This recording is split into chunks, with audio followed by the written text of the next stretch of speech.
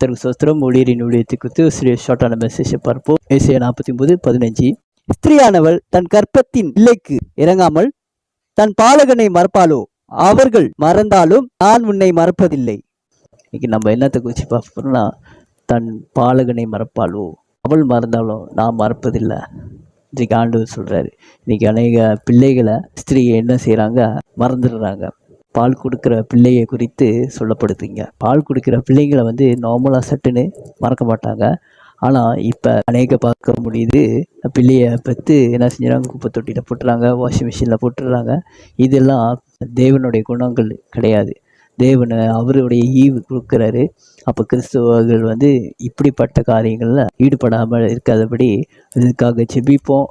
அப்படி இவங்க செயல்படாமல் மறந்தாலும் ஆண்டவர் என்ன செய்கிறாரு, நான் மறப்பதில்லை. ஏன்னா ஒரு மனுஷனுக்கு கர்த்தருடைய திட்டம் இருக்குது. அவன் முன்னே மறந்தாலும் அப்போ நம்மளையும் குறித்து பேசப்படுது. எவ்வளோ பெரிய ஆளாக இருந்தாலும், எவ்வளோ பெரிய தாய் பெரியவங்களாக இருந்தாலும் அவங்க மறக்கிற சூழ்நிலைகள் வந்துடும். ஆனாலும் முதிர் வயது வரைக்கும், அதை சொல்ல, சிறு வயதுலேருந்து முதிர் வயது வரைக்கும் கர்த்தரே தாங்குறாரு, ஏந்துறாரு, ஏங்குகிறாரு. எல்லா சூழ்நிலையும் அவர் செய்து கொடுக்குறாரு. அப்போ அவரை சார்ந்து கொள்வோம். ஏன்னா அவர் மறப்பதில்லை. அப்போ வேத வார்த்தையில் நம்ம பார்க்கணும்னா, சோலமன் காலத்தில் 2 ஸ்திரீகள் ஒரே வீட்டில் இருந்தாங்க. அப்போ அவங்க வேசியான ஸ்திரீ. அப்போ 2 பேரும் இருக்கும்போது ஒருத்தி ராத்திரி பகலும் அதுவும் பால் குடிக்கிற பிள்ளைங்க உருண்டி பிறண்டி அவளோட பிள்ளையை நெசக்கி சாகடிச்சிடலாம், மெய் மறந்து. இப்போ இன்றைக்கி அநேக நேரத்தில் மெய் மறந்து டிவியை பார்த்து கொண்டு இருக்கும்போது பிள்ளைங்க எதுவதோ நடந்துருது. அப்புறம் ஃபோன் தட்டி கொண்டு இருக்கும்போது எதுவதோ நடந்துருது. இதுதான் அசால்ட்டாக விடுறது. ஆனால் அதை மறந்தாலும் கர்த்தர் மறக்காமல் பாதுகாத்து கொண்டு இருக்கிறார் இந்த காலகட்டத்தில். அப்போ கடைசி காலமாக இருக்குது, தாயோட அன்பு தணிந்துருது. அப்போ பெரிய பிள்ளைங்களாக இருந்தாலும் நம்ம அநேக நேரத்தில் மறக்காதபடி தாயும் தகப்பனும் சேர்த்து தான் சொல்கிறோம். அது அவங்களுக்கு விழுந்த கடமையாக இருக்குது. அப்போ இன்றைக்கி இன்னொருத்தியை பார்த்திங்கன்னா, அவளுடைய பிள்ளை பாதுகாப்பாக பார்த்துக்கிட்டு இருந்தா. ஆனால் என்ன செஞ்சிட்டா, அவளும் தூங்கிட்டான், மறந்துட்டா. அவன் செத்து போன பிள்ளையை எடுத்து, சாகாத பிள்ளையை தாய் பக்கத்தில் வச்சுட்டு உயிராக இருக்கிற பிள்ளையை எடுத்துக்கிட்டா. அப்போ 2 பேரும் மறக்கிறாங்க. இன்றைக்கி அநேக நேரத்தில் எல்லாருமே மறக்கிறாங்க. ஆனால் கர்த்தர் அதான் சொல்கிறேன், இது ஒரு கேள்விக்குறியாக தான் வைக்கிறாரு. மறப்பாலோ? மறக்கவே முடியாது. ஆனால் மறந்துடுறாங்க. ஆனால் தேவன் மறக்கிறது இல்லைன்றது தான் ஒரு ஆணித்தனமான ஒரு வார்த்தை.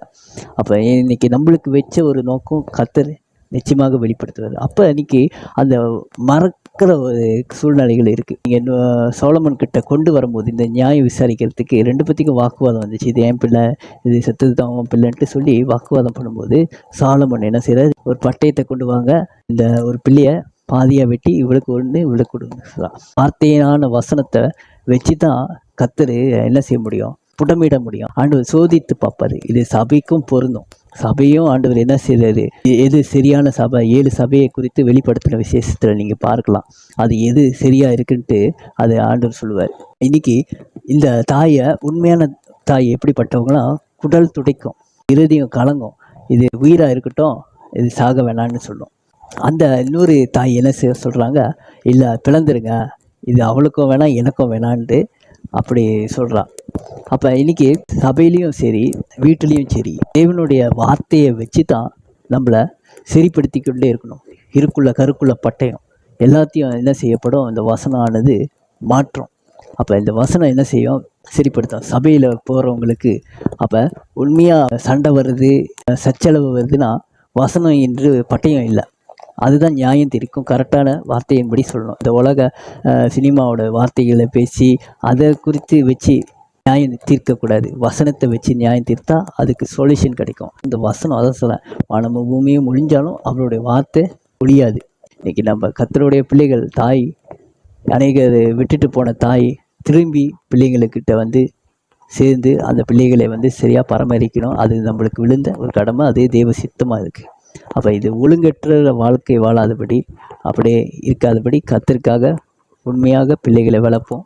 கர்த்தர் நிச்சயமாக எல்லா காரியத்தையும் வாய்க்க செய்வார். கர்த்தருக்கு சித்தமானால் அடுத்த வீடியோவில் பார்ப்போம்.